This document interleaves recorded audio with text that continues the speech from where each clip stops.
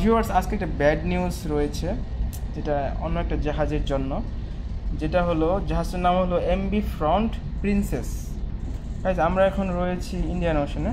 এটা আপনার শ্রীলঙ্কার একটু নিচে রয়েছি, নিচে বলতে সাইডে, সাউথ ইস্ট সাইডে রয়েছি। সো আমি আপনাকে একটু ব্যাক ক্যামেরাতে দেখাই। ভিউয়ার্স, আপনারা দেখেন,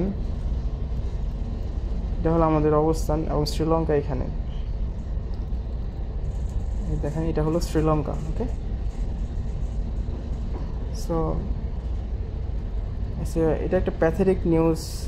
কারণ হয়েছে জাস্ট এই লোকেশনটাই, জুম ইন করে আরেকটু, এটা আমাদের জাহাজের লোকেশন, আমরা এই রুটে যাচ্ছি। জাস্ট এই লোকেশনটা একটা ম্যানুভার বোর্ড হয়েছে, জাহাজটার নাম হলো এমবি ফ্রন্ট প্রিন্সেস। এই জাহাজ থেকে একটা লোক এখানে পড়ে গিয়েছে এই লোকেশনে।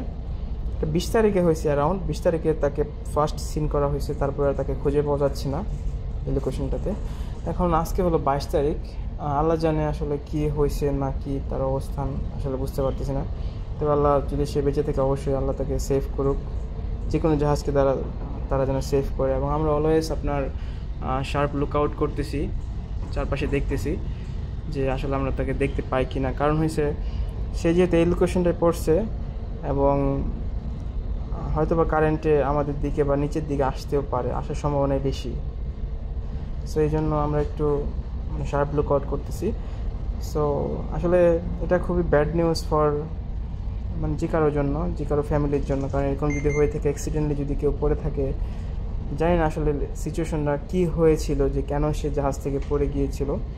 বাট যদি এরকমটা হয়ে থাকে, তাহলে তার ফ্যামিলির জন্য এটা খুবই ব্যাড নিউজ।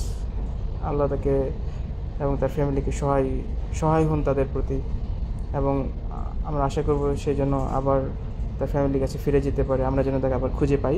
অলরেডি এখানে জাহাজ রয়েছে আশেপাশে, তারা আপনার সার্চ অ্যান্ড রেস্কিউ করতেছে।